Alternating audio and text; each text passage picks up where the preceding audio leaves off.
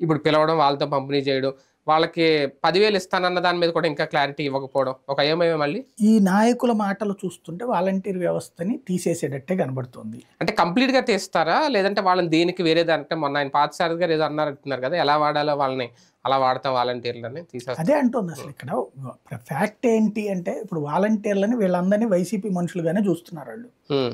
అది క్లియరు. హ్మ్. వెళ్ళకపోయినా సరే వాళ్ళని ఇంకోటి ఆ వ్యవస్థ మీద వీళ్ళకి ఎవరికి ఇష్టం లేదు. హ్మ్. ఆ వ్యవస్థ వలన జనం దగ్గరికి వెళ్తున్నారు అన్నటువంటి ఫీలింగ్ కదా. హ్మ్. అందుకోసం ఇప్పుడు ఫస్ట్ ఇవాళ చూస్తారు. హ్మ్. ఇవాళ అబ్జర్వేషన్ కరెక్ట్గా అయిపోయింది అనుకోండి, హ్మ్. మేబీ వాలంటీర్ వ్యవస్థను పక్కన పెట్టచ్చు. లేదా వాళ్ళకి ఇదంతా చూపెట్టి హ్మ్. మీరు లేకపోయినా పని జరగగలదు అన్నటువంటి ఒక ఫీలింగ్ని జనానికి తెలియజేసి హ్మ్. ఆ తర్వాత చేయడం. అయితే ఇక్కడ వాలంటీర్ వ్యవస్థ యొక్క అసలు పాయింట్ని ఉట్టి పెన్షన్ల పంపిణీ కోసం అన్నటువంటి రూట్లో తీసుకెళ్లడమే తప్పు. హ్మ్. వాలంటీర్లు అనేక పనులు చేస్తున్నారు. హ్మ్.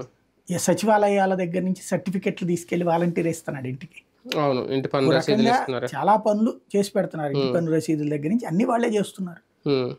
ఆ విధమైనటువంటి సర్వీసెస్కి ఏం ఆల్టర్నేటివ్ చేస్తారు వీళ్ళు? హ్మ్.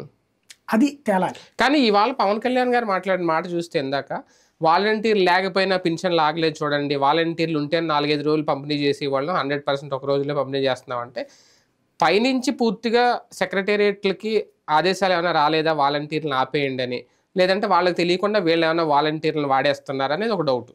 అదే అంటే ఇప్పుడు స్పీచ్‌లేమో వాలంటీర్లను పక్కన పెట్టామని ఉంది. పెట్టినట్టే మాట్లాడుతున్నారు కానీ అందరూ. గ్రౌండ్‌లో చూస్తే